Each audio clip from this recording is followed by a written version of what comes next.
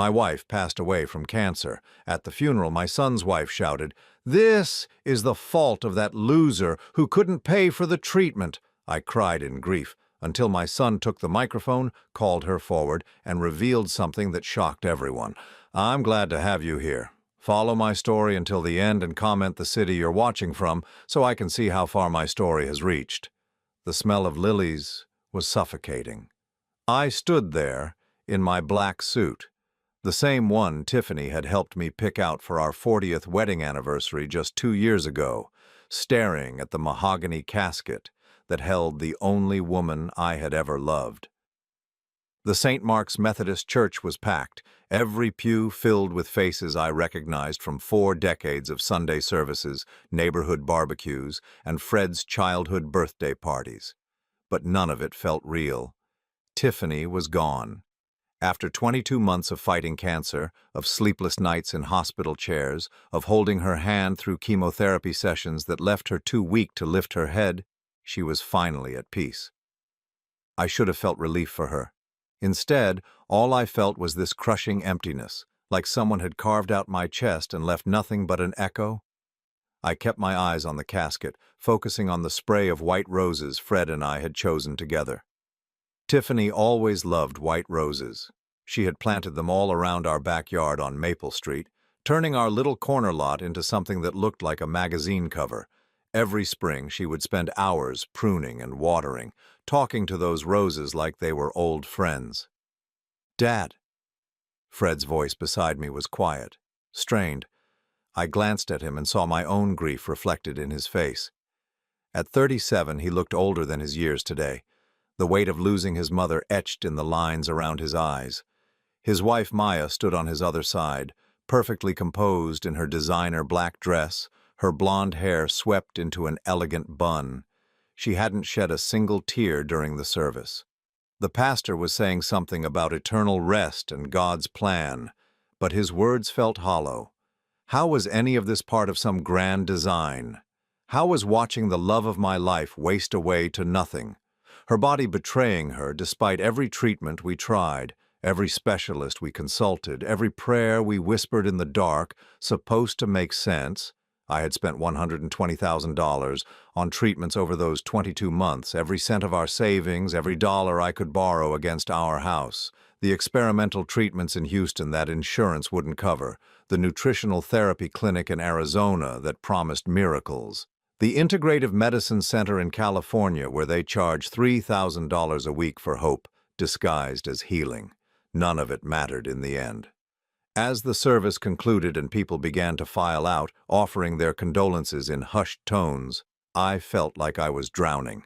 Mrs. Patterson from next door squeezed my hand and whispered something about Tiffany being in a better place. My brother David clapped me on the shoulder, his own eyes red-rimmed. Our old friend Margaret promised to bring casseroles, as if food could fill the hole Tiffany had left behind. I was shaking hands and nodding, going through the motions, when Maya's voice cut through the gentle murmur of sympathy like a blade. "This is all his fault." Her words rang out clear and sharp in the suddenly quiet church. Every conversation stopped. Every head turned toward us. I blinked, certain I had misheard. "What?" Maya stepped forward, her carefully composed mask slipping to reveal something cold and accusing underneath. Her voice grew louder, carrying to every corner of the church. "This is the fault of that loser who couldn't pay for the treatment she needed." The words hit me like a physical blow. I felt my knees weaken, my breath catch in my throat. Around us, people gasped. I heard Mrs. Patterson make a small, shocked sound. "Maya," Fred said quietly, but he didn't move to stop her. "No, Fred. Someone needs to say it." She turned to face the crowd of mourners, many of whom were now staring at me with confusion and growing suspicion.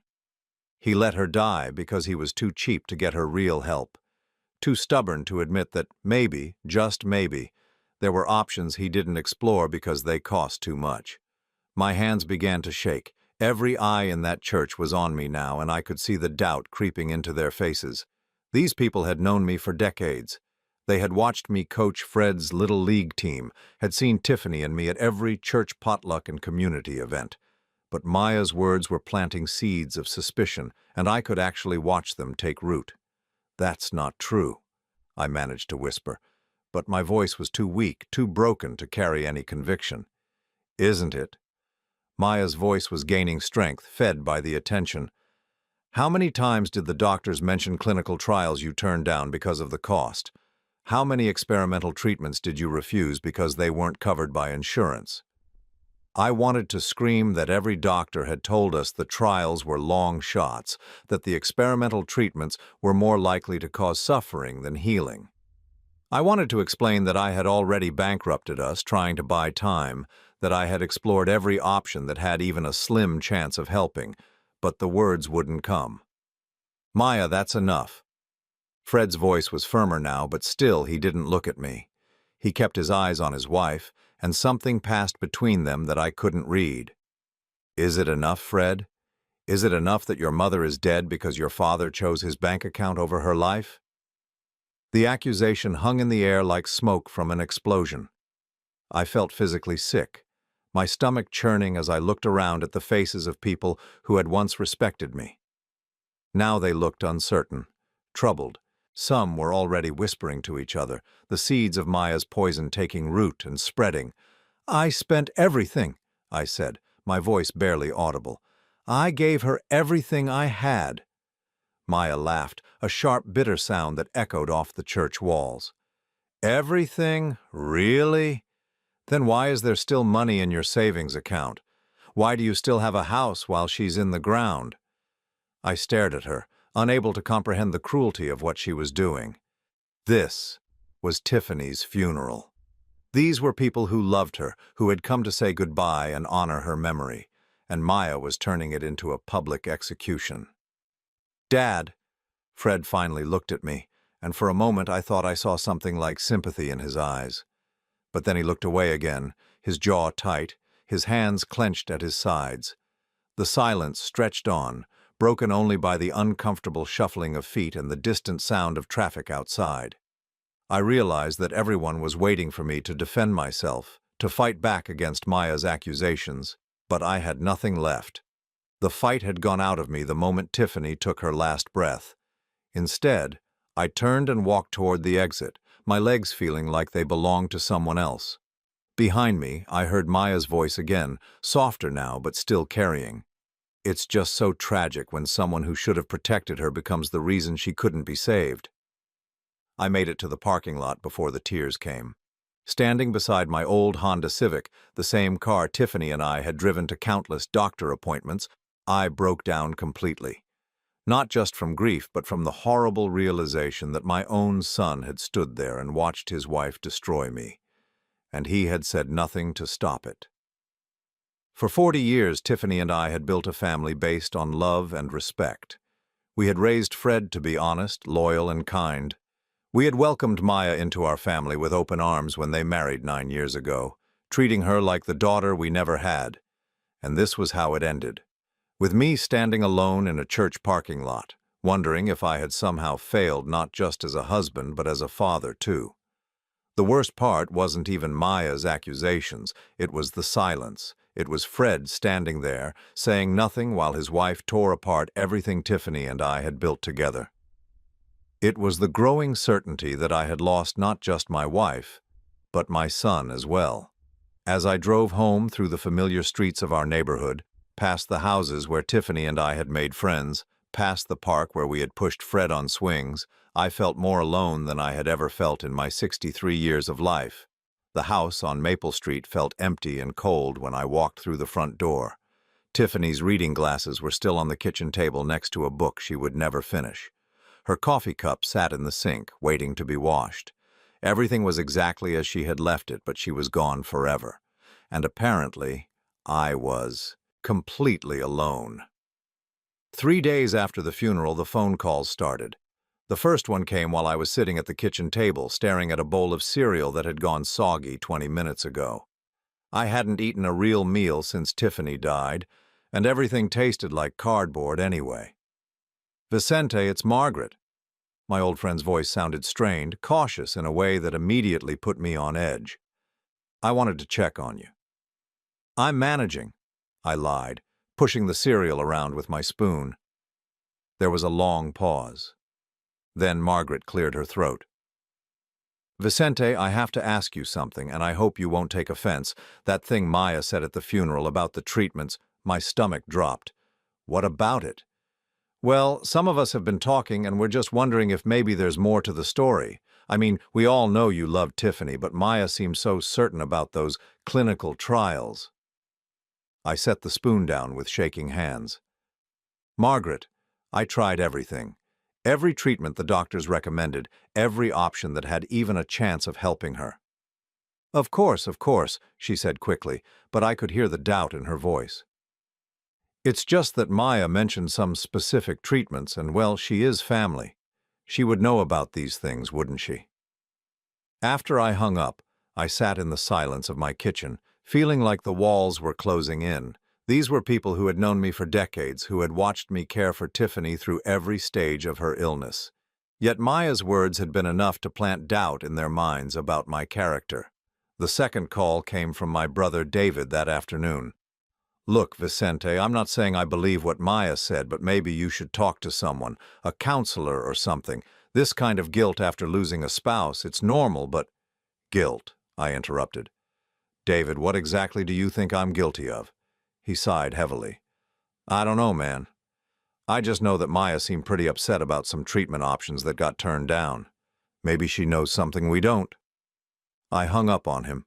By Thursday, Maya had called me twice, but I let both calls go to voicemail. I couldn't bear to hear her voice, to listen to whatever new poison she was preparing to spread. But late that evening, as I sat in my recliner watching television without really seeing it, Fred finally called. Dad, we need to talk. Do we? My voice came out flatter than I intended. Maya is really upset about how things went at the funeral. She thinks maybe she came on too strong, but she's just grieving too, you know. She loved Mom. I almost laughed at the absurdity of it. Maya, who had barely visited during Tiffany's illness, unless it was to ask about insurance coverage or to suggest that maybe a cheaper treatment might be just as effective. Maya, who had spent the last year of Tiffany's life making subtle comments about how much the medical bills were adding up. Your wife accused me of letting your mother die because I was cheap, Fred, in front of everyone we know, at her funeral. There was a long silence on the other end. When Fred spoke again, his voice was careful, measured.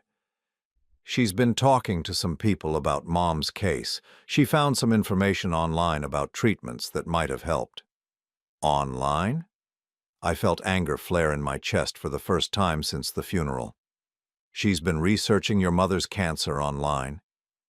She's just trying to understand, Dad. She wants to make sure everything possible was done. The way he said it, so neutral, so diplomatic, made something inside me crack. This was my son, the boy I had taught to ride a bike, had stayed up with during countless colic-filled nights as a baby, had cheered for at every football game and graduation, and he was questioning whether I had done everything possible to save his mother. Fred, I want you to listen to me very carefully, I said, my voice shaking with controlled emotion. I spent $120,000 on treatments for your mother. I mortgaged our house. I cashed in my retirement fund. I drove her to Houston 12 times for experimental therapy that made her so sick she couldn't keep water down. I held her hand through chemotherapy sessions that lasted 8 hours. I slept in hospital chairs for months. I did everything the doctors said might help. Another long pause. Then Fred said quietly, Maya thinks there were other options. Maya thinks. I repeated the words slowly, feeling their weight. Your mother is dead, Fred. She died in my arms after fighting harder than anyone should ever have to fight. And your wife is playing detective on the internet, trying to prove that I killed her through negligence. That's not what she's saying, Dad. Isn't it? I stood up, pacing to the window that looked out over Tiffany's rose garden. Even in the darkness, I could make out the shapes of her carefully tended bushes. Because that's exactly what it sounded like at the funeral. Fred was quiet for so long I thought he had hung up. When he finally spoke, his voice was strained. "Look, I know this is hard. We're all grieving. But Maya has found some information about a clinical trial at Johns Hopkins that might have been an option. She just wants to understand why it wasn't pursued." I closed my eyes, leaning my forehead against the cool glass of the window. "Because Dr. Richardson said it wasn't appropriate for your mother's case, because the side effects would have been worse than the disease, because she was already so weak that the treatment would have killed her faster than the cancer. Maybe we should have gotten a second opinion." The words hit me like a slap. I had gotten second opinions, third opinions. I had consulted with oncologists in 3 different states. But Fred didn't know that because he hadn't been there for most of it. He had been busy with his job, with Maya, with his own life while I navigated the maze of treatments and specialists and insurance companies alone with Tiffany. "We did get second opinions, Fred. Multiple opinions from doctors who actually examined your mother, not from websites your wife found on Google. Maya's just trying to help. Maya is trying to destroy me." The words came out sharper than I intended, but I was past caring. And apparently she's succeeding. Fred sighed again. "Dad, nobody's trying to destroy you. We're just trying to understand what happened. Mom was only 63. She should have had more time." "Do you think I don't know that?" My voice cracked. "Do you think I don't replay every decision, every treatment, every conversation with every doctor? Do you think I don't wonder if there was something else I could have done?" The silence on the other end was deafening. "Fred, I need to ask you something, and I need you to be honest with me. Do you believe what your wife said? Do you think I let your mother die because I was too cheap to get her proper treatment?" The pause that followed was the longest few seconds of my life. When Fred finally answered, his voice was so quiet I almost didn't hear him. "I don't know what to believe anymore, Dad." After I hung up, I sat in my recliner until dawn, staring at the photo on the mantel of Tiffany, Fred, and me from last Christmas. We were all smiling, gathered around the tree in this same living room. Tiffany was already sick then, though we didn't know how little time she had left. She was thin but still beautiful, still fighting. Fred had his arm around both of us, looking like the devoted son I thought I had raised. Now that same son was questioning whether I had loved his mother enough to save her life. The next morning I found myself at the corner diner where Tiffany and I used to have breakfast every Saturday morning. I ordered coffee and sat in our usual booth, the red vinyl cracked with age but comfortable in its familiarity. I was trying to work up the courage to eat something when Maya walked in. She spotted me immediately and made her way over, sliding into the seat across from me without being invited. She looked perfectly put together as always, her makeup flawless, her hair styled in a way that probably took an hour to achieve. "Vicente, I'm glad I found you." Her voice was soft, concerned, nothing like the sharp accusation from the funeral. "I've been hoping we could talk." "Have you?" I kept my eyes on my coffee cup, not trusting myself to look at her. "I want you to know that what I said at the funeral that came from a place of grief. I love Tiffany too, and I'm just struggling to understand why she had to die when there might have been other options." I finally looked up at her, and what I saw in her eyes wasn't grief. It was calculation, cold, careful calculation. "What other options, Maya?" She pulled out her phone and scrolled through what looked like a document. "Well, for instance, there was that clinical trial at Johns Hopkins, the one for patients with her specific type of lymphoma. I found the enrollment criteria online and she would have qualified. Dr. Richardson told us about that trial. He said the treatment was too aggressive for someone in your mother-in-law's condition." Maya's eyebrows rose slightly. "Did you get a second opinion on that?" "We consulted with 3 other oncologists. They all agreed." For just a moment something flickered across her face. Disappointment, frustration. Then the concerned expression was back in place. "What about the immunotherapy clinic in Germany? I read about remarkable success rates for cases like hers." I stared at her. "Maya, that clinic charges $50,000 up front with no guarantee of success. We didn't have $50,000 in cash." "But you could have borrowed it. You could have taken out a loan against the house." I did take out a loan against the house. That's how I paid for the treatments in Houston. She frowned, consulting her phone again. Well, what about selling some assets? I know you and Tiffany had some valuable things, that antique furniture, her jewelry collection. And there it was. The real reason for this conversation became crystal clear. Maya wasn't questioning my decisions out of grief or love for Tiffany. She was conducting an inventory. Maya, why are you really here? She looked up from her phone, and for a split second her mask slipped completely. What I saw underneath was pure, cold ambition. Then she smiled, and the concerned daughter-in-law was back. I just want to make sure Tiffany got everything she deserved, Vicente. That's what family does for each other. As I watched her scroll through her phone, making notes about treatments and costs and options, I realized something that chilled me to the bone. This wasn't about justice for Tiffany. This was about something else entirely. And whatever Maya was planning, she was just getting started. She was building a case against me, piece by piece, question by question, and my own son was helping her do it. The following week brought a cold snap that seemed to settle into my bones and refuse to leave. I found myself spending most of my time in Tiffany's chair by the living room window, wrapped in the afghan she had crocheted during her first round of chemotherapy. The house felt enormous and empty, every sound echoing off walls that had once been filled with her laughter. I was sitting there, on Tuesday morning, watching the neighbor's cat prowl through Tiffany's rose garden, when I noticed Maya's car pulling into my driveway.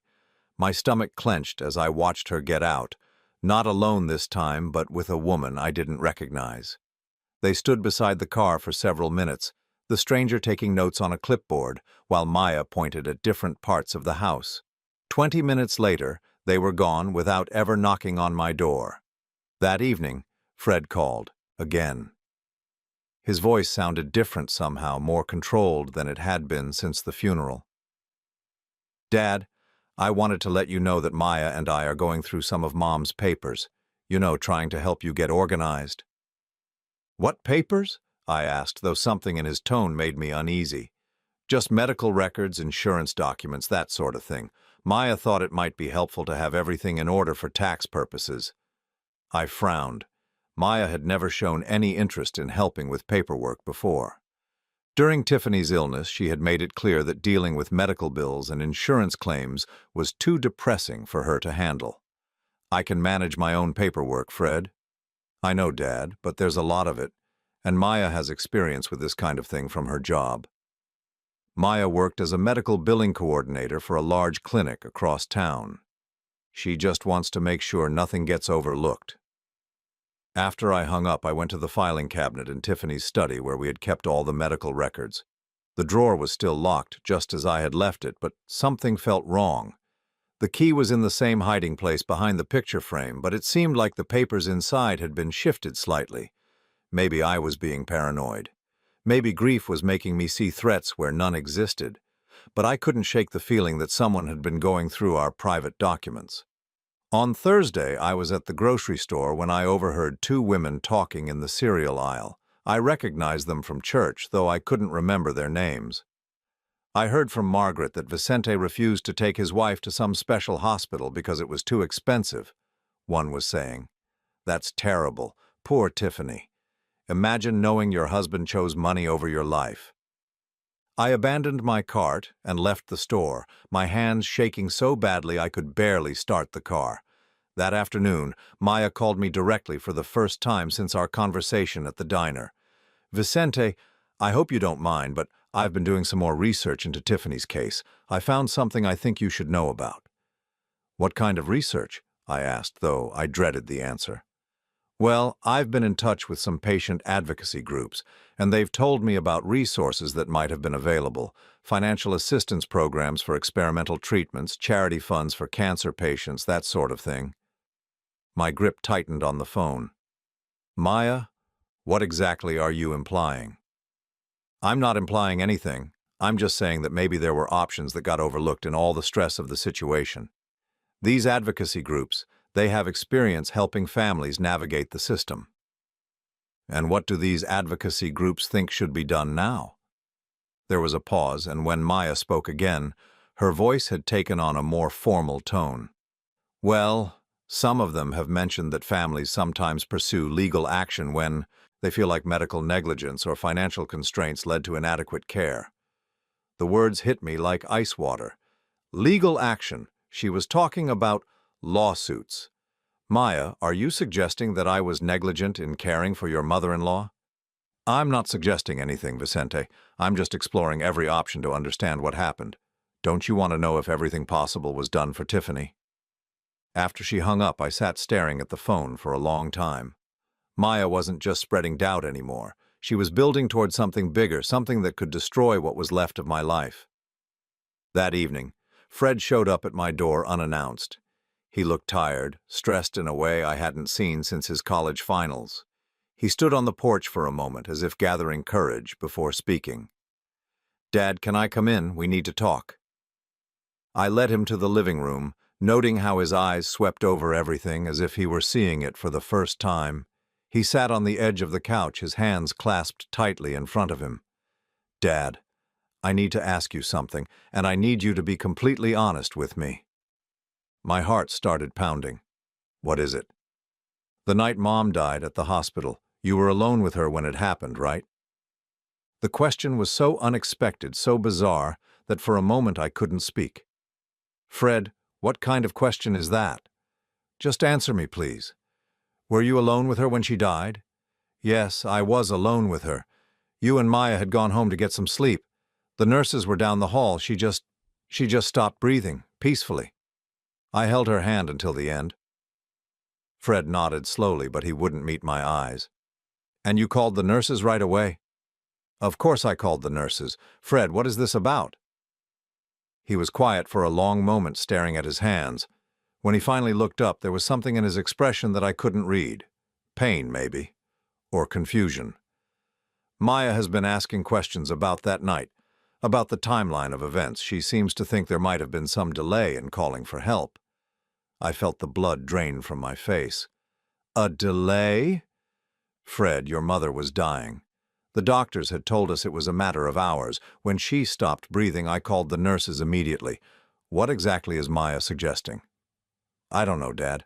I honestly don't know what she's suggesting, but she's been making phone calls, asking about protocols for end-of-life care, talking about how family members sometimes make decisions that might not be in the patient's best interest." The implication was so horrific, so unthinkable, that I couldn't process it at first. Then, slowly, the full meaning of his words sank in.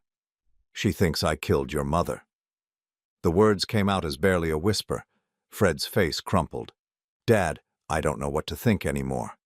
Maya shows me these articles about medical negligence, about cases where family members made decisions that led to preventable deaths.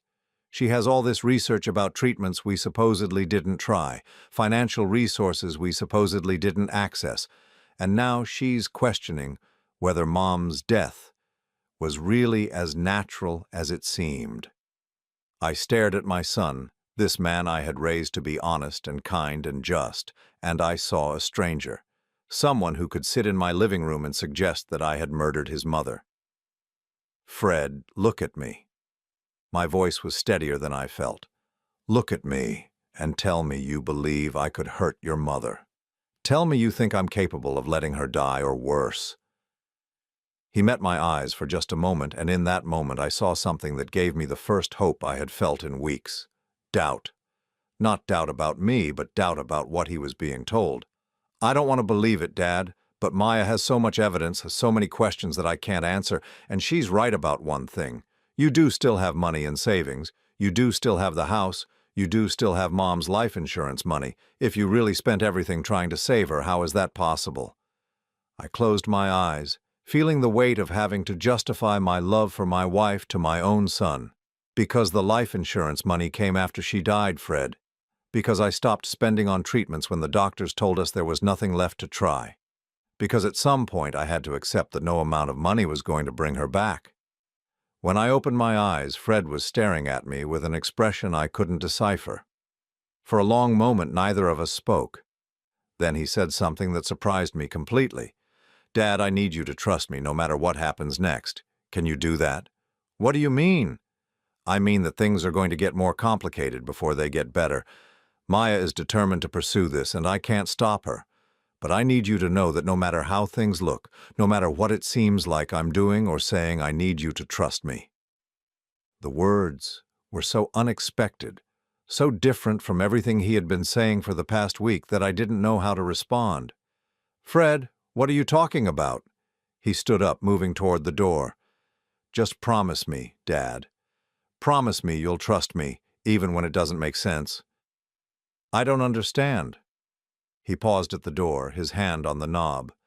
When he turned back, there was something in his eyes that looked almost like an apology. You will. I hope you will. After he left, I sat in the living room until well past midnight, trying to make sense of our conversation.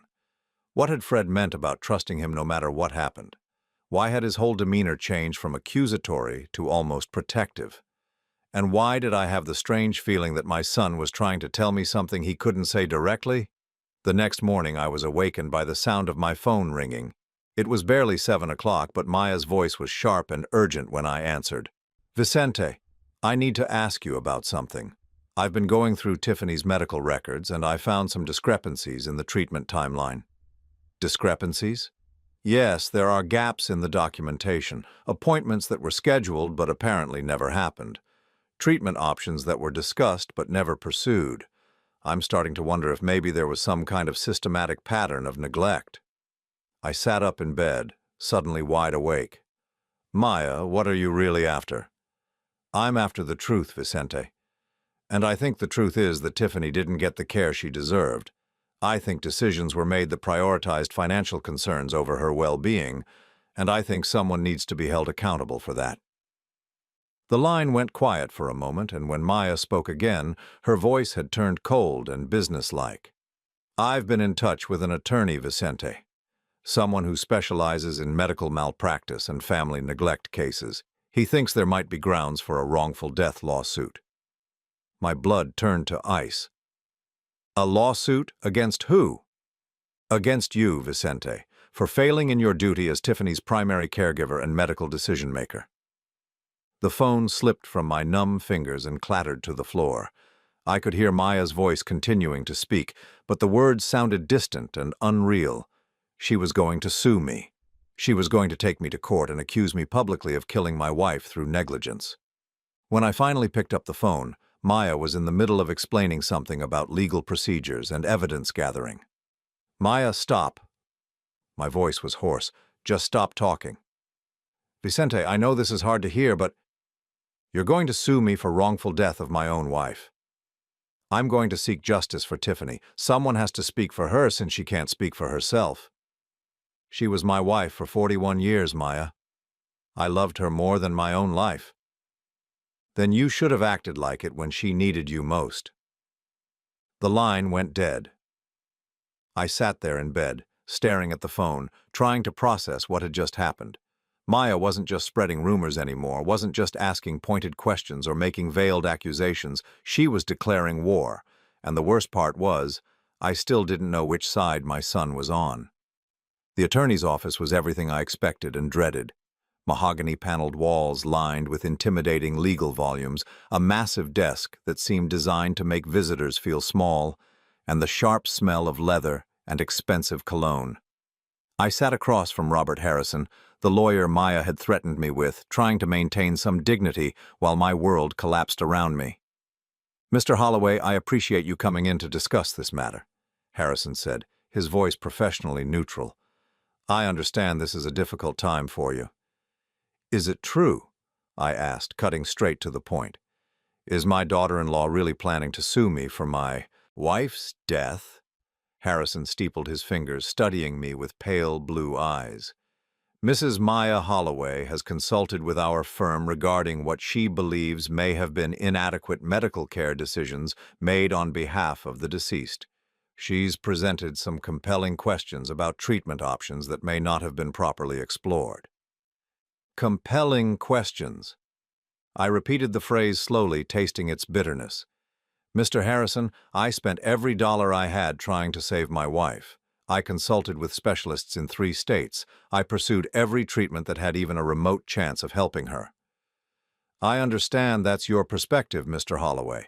However, Mrs. Holloway has provided documentation suggesting that certain high success rate treatment options were declined, potentially for financial reasons. I leaned forward. What documentation?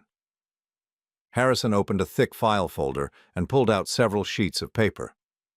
Internet research regarding clinical trials, financial assistance programs that may have been available, treatment protocols from other medical centers that show higher survival rates for cases similar to your wife's. Internet research? I couldn't keep the disgust out of my voice. Mr. Harrison, are you seriously considering a wrongful death lawsuit based on Google searches? His expression didn't change.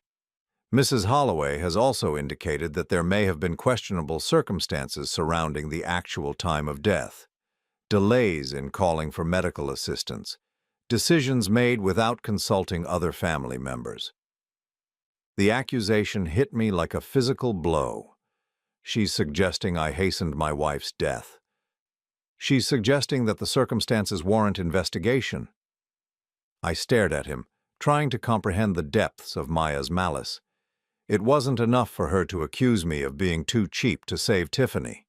Now she was implying that I had actively contributed to her death. Mr. Harrison, what does Maya hope to gain from this lawsuit? Justice for the deceased, and of course there may be financial compensation appropriate to the loss suffered due to alleged negligence. Financial compensation. There it was. The real motive behind all of Maya's research and accusations and righteous indignation. She wanted money, and she was willing to destroy me to get it. How much money are we talking about? Harrison consulted his notes. In cases of this nature, awards can range from $100,000 to several $1 million, depending on the circumstances and the deceased's projected lifespan and earning potential. I felt sick. Tiffany hadn't worked outside the home in 20 years, having devoted herself to raising Fred and maintaining our household. But apparently Maya and this lawyer thought her life had a price tag that I could be forced to pay. And if I were to be found liable, who would receive this compensation? As the deceased's daughter-in-law and a member of the immediate family who was directly affected by the loss, Mrs. Holloway would be among the primary beneficiaries. Of course she would be. As I left Harrison's office and drove home through the familiar streets of my neighborhood, I felt more alone than I had ever felt in my life. Not only was Maya determined to destroy me financially and socially, but she was going to profit from it. And my son, the boy I had raised to value honor and integrity, was apparently going to let her do it. But when I pulled into my driveway, Fred's car was already there. He was sitting on the front porch steps, looking more agitated than I had seen him since the funeral. "Dad, we need to talk, right now."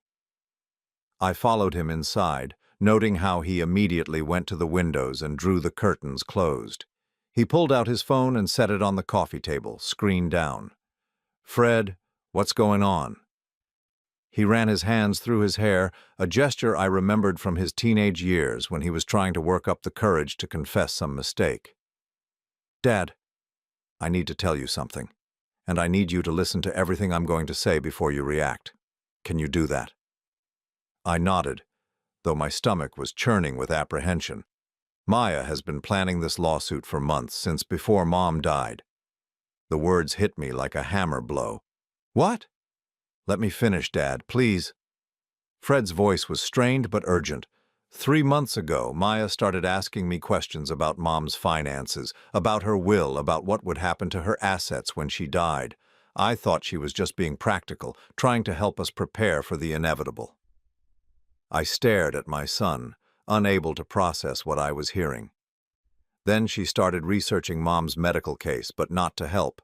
She was looking for ways to prove that inadequate care had been provided. She was building a case for negligence even while Mom was still alive. "And you knew about this?" Fred's face was anguished. "Not at first. I thought she was just trying to understand the medical situation, maybe looking for treatment options the doctors hadn't mentioned. But then I started noticing things, phone calls she would take in private, Websites she was visiting, documents she was printing out. He paused, taking a deep breath. Dad, Maya has been in contact with that lawyer for 6 weeks. She met with him for the first time 2 weeks before Mom died. I felt like I was drowning. 2 weeks before Tiffany died, Maya was already planning to sue me for killing her. Yes, and there's more. Fred pulled out his phone and opened what looked like a recording app. Dad, I've been documenting everything. Every conversation, every phone call, every meeting with the lawyer. I've been pretending to go along with her plan so I could find out exactly what she was planning to do to you. You've been recording her? For the past month, listen to this.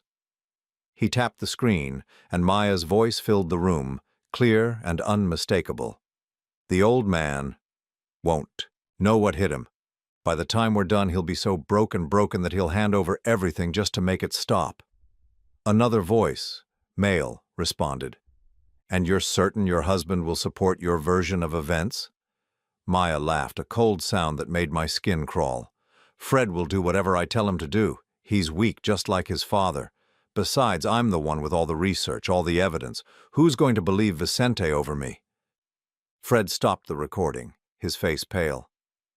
Dad, she's not just after money. She wants to destroy you completely. She wants the house, the life insurance money, Mom's inheritance, everything. I slumped back in my chair, overwhelmed by the scope of Maya's betrayal. But Fred, why? Why does she hate me so much? Because Mom never liked her. Fred's voice was quiet, almost apologetic.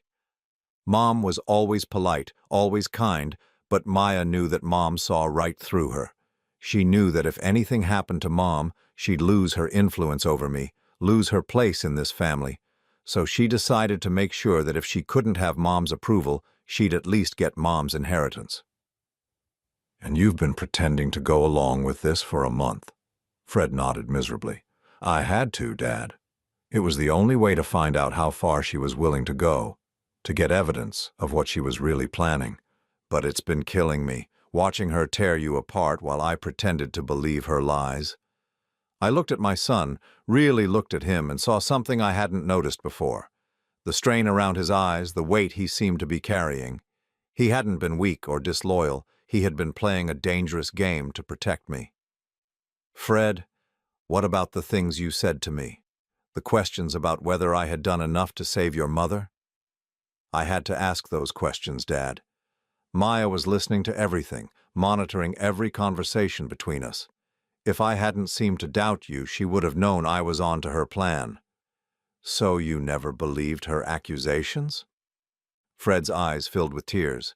Dad, I watched you care for Mom every day for almost 2 years. I saw you sleep in hospital chairs, hold her hand through chemo, research every possible treatment option. I know you loved her. I know you did everything humanly possible to save her. For the first time since Tiffany's funeral, I felt like I could breathe. My son hadn't betrayed me. He had been protecting me. What do we do now, Fred? He wiped his eyes and sat up straighter, and I could see something of Tiffany's steel in his expression. Now we stop her. I have hours of recordings, Dad.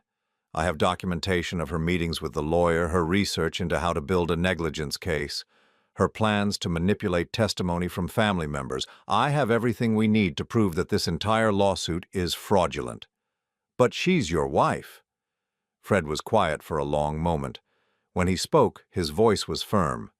She stopped being my wife the moment she decided to try to destroy my father to get money from my mother's death. He pulled out another piece of paper, and I recognized it as a legal document of some kind. What's that? Divorce papers. I filed them this morning. I stared at him in amazement. You're leaving her? I left her the moment I realized what she was planning. I just couldn't tell you until I had enough evidence to stop her lawsuit. He met my eyes. Dad, Mom raised me to value honor and integrity above everything else. Maya forgot that when she decided to wage war on our family. As I sat there looking at my son, this man who had risked his marriage and endured weeks of emotional torment to protect me, I felt something I hadn't felt since Tiffany died. Pride. What's our next step? Fred smiled, and for the first time in weeks it reached his eyes. Tomorrow, we give Mr. Harrison a very different kind of evidence than what he's expecting, and we show Maya that she picked the wrong family to try to destroy. For the first time since losing Tiffany, I felt like I had an ally in this fight. My son had never abandoned me. He had been fighting for me all along. The family meeting Maya had demanded was set for Sunday afternoon at 2 o'clock, in the same church fellowship hall where Tiffany and I had attended countless potluck dinners and community gatherings over the years. Maya had insisted on a neutral location, claiming she wanted witnesses to ensure everything was handled properly. She had no idea that Fred and I were walking into her trap with our own carefully laid plans. I arrived early, my hands steady for the first time in weeks. Fred was already there, sitting alone in one of the folding chairs arranged in a circle. He looked up when I entered, and we exchanged a brief nod. To anyone watching, it would look like the strained acknowledgement between a grieving father and a conflicted son. In reality, it was the quiet communication between allies preparing for battle. Maya swept in precisely at 2 o'clock, followed by her sister Carmen, whom I barely knew, and surprisingly, my brother David. She had assembled her own audience, people she clearly expected would side with her once she presented her case against me. "Thank you all for coming," Maya began, her voice taking on the formal tone she used when she wanted to sound authoritative. "I know this is difficult, but we need to address some serious concerns about the care Tiffany received before her death." She had prepared a presentation, complete with printed documents and highlighted passages from medical websites. As she began laying out her case against me, I had to admit it was impressive in its thoroughness. She had twisted every medical decision, every financial choice, every moment of doubt or exhaustion during Tiffany's illness into evidence of negligence. "Vicente consistently chose less expensive treatment options over more effective ones," she said, consulting her notes. "He refused to pursue clinical trials that could have extended Tiffany's life, and he declined to seek second opinions that might have changed her prognosis." David shifted uncomfortably in his chair. "Maya, those are serious accusations." "They're not accusations, David. They're facts. I have documentation of every decision Vicente made, and in case after case, he prioritized saving money over saving his wife's life." I watched Fred during this performance, noting how carefully he maintained his neutral expression. To Maya's eyes, he appeared to be listening thoughtfully, perhaps even nodding slightly at her more pointed arguments. She was so focused on building her case that she couldn't see the trap closing around her. "The most troubling aspect," Maya continued, "is the circumstances surrounding Tiffany's actual death. Vicente was alone with her for nearly 30 minutes before calling the nurses. 30 minutes during which he could have been providing aid, calling for help, attempting resuscitation." Carmen gasped audibly. 30 minutes? Vicente, is that true?" "No," I said quietly. "It's not true." Maya's eyes flashed with triumph. "The hospital records show a 30-minute gap between the time Tiffany's vital signs flatlined and the time medical staff were notified." "The hospital records show that I called the nurses immediately when your mother-in-law stopped breathing," I said, my voice steady. "The 30-minute gap Maya is referring to was after the nurses confirmed her death, when I was given time alone with her to say goodbye." Fred spoke up for the first time, his voice carefully neutral. "Maya, where exactly did you get information about hospital records? Those are private medical documents." She turned to him with a confident smile. "I obtained them through proper channels, Fred. As family members, we have a right to understand what happened." "What proper channels?" Fred pressed. "I submitted a request through the Patient Advocacy Office. They were very helpful once I explained my concerns about potential negligence." I watched Fred's jaw tighten almost imperceptibly.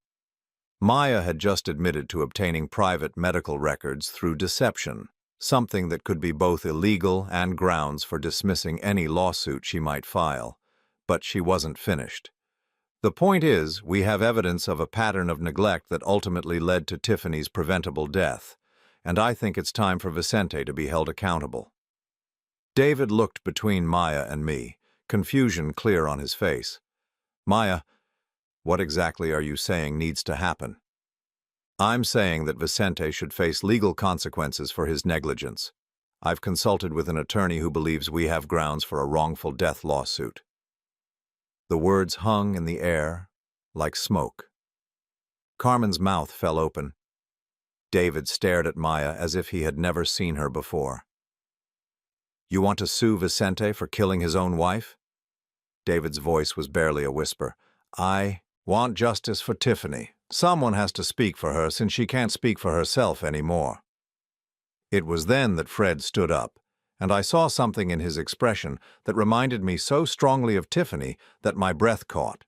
It was the look she got when someone had pushed her too far, when her patience had finally reached its limit. "Maya, I need to ask you something." She turned to him with obvious relief, clearly expecting him to support her position. "Of course, honey. How much money do you expect to get from this lawsuit?" The question seemed to catch her off guard. "I'm not doing this for money, Fred. I'm doing this for justice." "But if you were to win a wrongful death suit against my father, how much money would you expect to receive?" Maya's eyes narrowed slightly, but she answered, "The attorney estimates anywhere from $200,000 to over $1 million, depending on various factors." "And who would receive that money?" "Well, as Tiffany's immediate family members who were affected by the loss, we would be the primary beneficiaries." Fred nodded thoughtfully. "So you could potentially receive up to $1 million if you can prove my father was negligent in caring for my mother." "Yes, but that's not why I'm—" "Maya, when did you first contact Attorney Harrison?" The question was asked so casually that Maya answered before she realized the trap. "About 6 weeks ago, when I first started researching the legal options for—" She stopped mid-sentence, her face going pale as she realized what she had just admitted. Fred's voice remained calm, but there was steel underneath it. 6 weeks ago. That would have been 2 weeks before Mom died. The fellowship hall went dead silent. Carmen and David were staring at Maya with growing horror. Even I felt shocked, despite knowing what Fred had discovered. "You contacted a lawyer about suing my father for wrongful death 2 weeks before my mother was even dead." Maya's composure cracked. "That's not— I was just exploring options in case—" "In case what, Maya? In case Mom died and you saw an opportunity to get money out of it?" "Fred, you don't understand. I was trying to protect our interests." "Our interests?" Fred's voice rose slightly. "Or your interests?" Maya looked around the room, clearly realizing that her carefully planned presentation had backfired spectacularly. Carmen was staring at her with disgust. David was shaking his head in disbelief. "Fred, you're misunderstanding the situation," Maya said, her voice taking on a desperate edge. "I've been protecting you, protecting us. Your father has money that should rightfully be ours. Tiffany's life insurance, the house, her savings. We deserve compensation for what we've been put through." And there it was. The truth finally spoken aloud.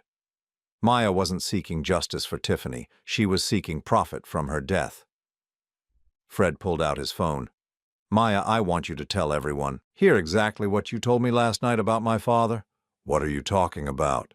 "Tell them what you said about making sure he ends up broke and broken." Maya's eyes went wide with panic. "Fred, I never said—" "Tell them about your plan to manipulate witness testimony. Tell them about how you've been building a false case for months." "Fred, stop. You're being ridiculous." But Fred was already tapping his phone screen. Maya's voice filled the fellowship hall, clear and unmistakable. "The old man won't know what hit him. By the time we're done, he'll be so broken that he'll hand over everything just to make it stop." The recording continued, capturing Maya's cold calculation, her dismissive comments about Fred's weakness, her absolute certainty that she could manipulate the situation to her advantage. When it ended, the silence was deafening. Maya stood frozen, her face cycling through shock, anger, and finally, raw fury. "You recorded me. You've been spying on me." "I've been documenting your fraud," Fred said quietly. "Every lie you've told, every false accusation you've made, every illegal step you've taken to build your case against my father." Maya's mask finally fell away completely, revealing the person she had always been underneath. "You pathetic fool. Do you really think you can stop me? I have evidence, I have witnesses, I have an attorney who believes my case. You have lies, Fred said, and now everyone knows it. Maya turned her fury on me. This isn't over, Vicente.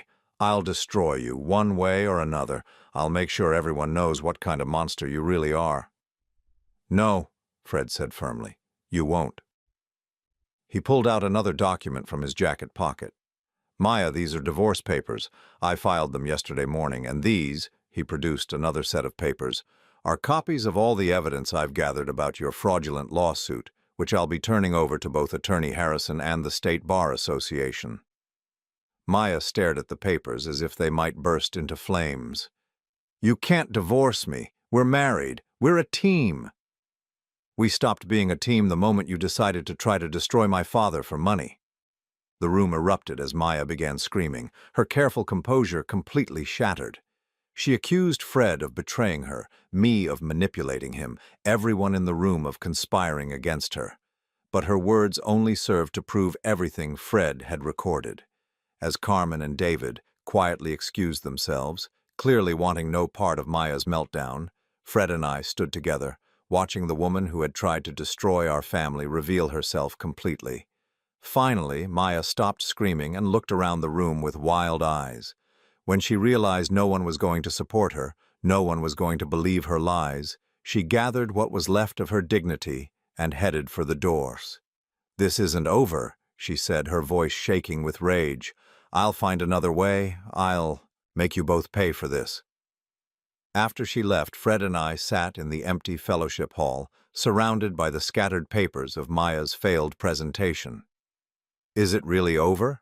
I asked. Fred nodded. Her lawsuit was based on fraud and illegal access to medical records. Harrison will drop her as a client once he sees the evidence, and without an attorney, she has no way to pursue legal action. I looked at my son, this man who had sacrificed his marriage to protect me. Fred, I'm sorry you had to go through this. I'm sorry you lost Maya. He shook his head. Dad, I didn't lose Maya. I never really had her. I think deep down I knew what she was capable of. I just didn't want to believe it. As we walked out of the fellowship hall together, I felt something I hadn't experienced since Tiffany's death. Peace. Maya's war against our family was over, and Fred and I had won it together. 3 months after the confrontation at the fellowship hall, I was sitting in Attorney Harrison's office for what I hoped would be the final time. The mahogany-paneled walls that had once intimidated me now seemed merely pretentious, and Harrison himself appeared far less formidable than he had during our first meeting. Mr. Holloway, he said, closing the thick file folder that contained the remnants of Maya's fraudulent case, I want to personally apologize for any distress my firm may have caused you. Mrs. Maya Holloway presented what appeared to be legitimate concerns, but the evidence your son provided clearly demonstrates that her allegations were fabricated. Fred sat beside me, his divorce papers finalized just the week before. He had lost 20 pounds during the ordeal, the strain of maintaining his double life having taken a visible toll, but he looked more at peace than I had seen him since Tiffany's death. What happens to Maya now? I asked. Harrison's expression grew stern. Mrs. Holloway faces potential criminal charges for fraudulent access to medical records and attempted insurance fraud. The State Bar Association is also investigating whether her actions constitute criminal conspiracy. My firm has, of course, dropped her as a client and reported her conduct to the appropriate authorities. I felt no satisfaction in Maya's downfall, only relief that the nightmare was finally over. And the wrongful death allegations? Completely dismissed. The evidence your son gathered makes it clear that you provided exceptional care for your wife under extremely difficult circumstances. No reasonable person could view your actions as negligent. As we left Harrison's office, Fred and I walked slowly to our cars. The early spring air was crisp and clean, carrying the scent of new growth from the trees lining the downtown streets. It was the kind of day Tiffany would have loved, perfect for working in her rose garden. Dad, there's something I want to show you, Fred said. Do you have time to come by the house? I followed him to the home he had once shared with Maya, noting that her car was no longer in the driveway. The house looked different somehow, lighter, as if a shadow had been lifted from it. Inside, Fred led me to what had been his home office. The room had been completely transformed. Where Maya's medical billing workstation had once dominated the space, Fred had set up something entirely different. "I've been working on this since the divorce was finalized," he said, gesturing to a beautifully crafted wooden display case mounted on the wall. Inside were photos of Tiffany throughout her life. As a young bride on our wedding day, holding infant Fred in the hospital, laughing at one of his childhood birthday parties, tending her roses in our backyard, and finally a picture from our 40th anniversary dinner, still beautiful despite the early signs of her illness. "Fred, this is incredible." "There's more," he said, opening a leather-bound album on the desk. "I've been going through all of Mom's things, organizing her photos, her letters, her recipes. I thought maybe we could put together a proper memorial for her, something that shows who she really was." I opened the album with trembling hands. On the first page was a letter Tiffany had written to Fred on his 16th birthday, her elegant handwriting flowing across cream-colored stationery. I read her words about the importance of integrity, kindness, and standing up for what was right even when it was difficult. "She raised you well, Fred. Better than I could have imagined." He smiled, but his eyes were sad. "I just wish I had stood up to Maya sooner. I should have protected you from the beginning." "You did protect me, in the way that mattered most." Over the following weeks, Fred and I began the slow process of rebuilding our relationship and healing from the trauma Maya had inflicted on our family. We spent hours going through Tiffany's belongings, sharing memories, and working together to maintain the rose garden she had loved so much. The whispers and speculation that had followed Maya's accusations gradually faded as the truth of her deception spread through our community. Margaret called to apologize for doubting me. David visited to express his shame at having been taken in by Maya's performance. Even some of the people who had spread gossip after the funeral reached out to make amends. But the most meaningful conversation came from Pastor Williams at St. Mark's Methodist Church. He stopped by the house on a Thursday evening, carrying a small potted rose bush. "Vicente, I wanted to bring you this," he said, holding out the plant. "It's a variety called Eternal Peace. I thought it might be appropriate for Tiffany's garden." We walked together to the backyard, where Fred and I had spent the afternoon preparing the soil for new plantings. The existing roses were showing their first buds of spring, promising another season of the beauty Tiffany had worked so hard to create. "Pastor, I need to ask you something," I said as we knelt to plant the new rose.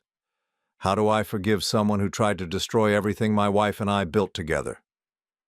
Pastor Williams was quiet for a moment, his hands gentle with the delicate roots of the plant. "Vicente, forgiveness isn't about excusing what someone did to you. It's about freeing yourself from the burden of carrying their poison in your heart." "I don't know if I can do that." "You don't have to do it today or tomorrow. Forgiveness is a process, not a destination, but holding on to anger will only hurt you, not Maya." As spring turned to summer, I found myself spending more time with Fred than I had since he was a child.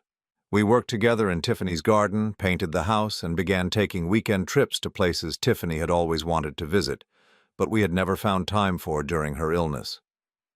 On a warm Saturday morning in July, we were sitting on the back porch drinking coffee when Fred brought up something that had been weighing on his mind. "Dad, I've been thinking about what Mom would want us to do with her life insurance money." The $100,000 had been sitting untouched in a separate account since Tiffany's death. I hadn't been able to bring myself to use it, and Maya's accusations had made me afraid to touch anything that might be seen as profiting from my wife's death. "What do you think she would want?" Fred pulled out a folder he had been carrying. "I found this in Mom's desk drawer. It's a list she made of charities she wanted to support if she ever had the means." The list was written in Tiffany's careful handwriting. Cancer research organizations, patient support groups, a fund for families who couldn't afford experimental treatments. At the bottom of the list, in what looked like a later edition, she had written, Help other families avoid the pain we've endured. She wanted to help people, Dad. Even while she was dying, she was thinking about how to help others. That afternoon, we began the process of establishing the Tiffany Holloway Foundation for Cancer Patient Support. It would provide financial assistance for families facing expensive treatment decisions, exactly the kind of help Maya had falsely claimed we should have received. 6 months after Tiffany's death, on what would have been her 64th birthday, Fred and I held a small ceremony in her memory at the church. We invited the people who had truly known and loved her, not the crowd that had gathered for her funeral to witness Maya's performance. Margaret spoke about Tiffany's kindness to newcomers in the neighborhood. David shared memories of family holidays when Tiffany had gone out of her way to make everyone feel welcome. Mrs. Patterson read a poem Tiffany had written about finding joy in simple moments. When it was my turn to speak, I stood at the podium looking out at the faces of people who had loved my wife, and I felt her presence with me in a way I hadn't since the day she died. Tiffany believed that families were built on love, respect, and truth, I said. She taught our son that integrity wasn't just about doing the right thing when it was easy, but about standing up for what was right even when it cost you everything. I looked directly at Fred, seeing Tiffany's strength in his steady gaze. She would be proud of the man Fred has become. She would be proud that when faced with a choice between loyalty to his marriage and loyalty to the truth, he chose truth. That when forced to choose between personal comfort and protecting his family, he chose family. After the ceremony, as people shared stories and laughter in the fellowship hall where Maya had tried to destroy our family, I realized that we had won more than just the battle against her false accusations. We had reclaimed Tiffany's memory from Maya's attempt to weaponize it. We had proven that love and integrity were stronger than greed and manipulation. Later that evening, Fred and I sat in Tiffany's garden, surrounded by the roses she had planted and the new varieties we had added in her honor. The air was filled with their sweet fragrance, and the last light of day painted the sky in shades of pink and gold. "Dad, do you think Mom would forgive Maya?" I considered the question carefully. "I think your mother would forgive Maya for Maya's sake, not ours. But I also think she would never have allowed Maya to succeed in her plans." Fred nodded. "I miss her every day." "So do I, son, so do I." As darkness fell and the first stars appeared overhead, I felt something I hadn't experienced since Tiffany's death. Complete peace. Maya's attempts to destroy us had failed. The community that had briefly doubted me had rallied around the truth. And most importantly, Fred and I had emerged from the ordeal with a stronger relationship than we had ever had. Tiffany's roses would bloom again next spring and the spring after that, and for many years to come. Her foundation would help other families facing the same impossible choices we had faced. Her son would continue to live by the values she had taught him, raising his own children someday to value truth and integrity above personal gain, and I would spend whatever years remained to me tending the garden she had planted, both in our backyard and in the hearts of everyone who had known her. Maya had tried to turn Tiffany's death into a weapon against our family. Instead, she had only proven how strong the love between a husband, wife, and son could be when built on the foundation Tiffany had created: honor, truth, and the quiet strength that comes from doing what's right, no matter the cost.